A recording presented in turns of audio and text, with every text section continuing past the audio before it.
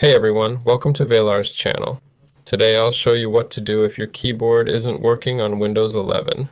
First, go to Start, then Settings. Here, select Accessibility and find Keyboard.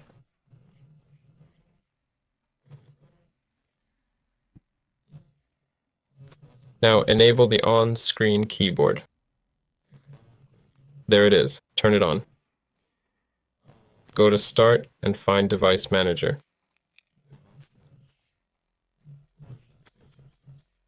You can close it after.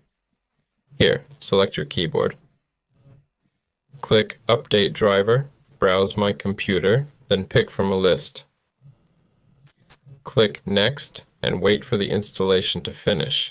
If that doesn't work, open Command Prompt as admin and enter these 4 commands. Wait for it to finish, then restart your computer.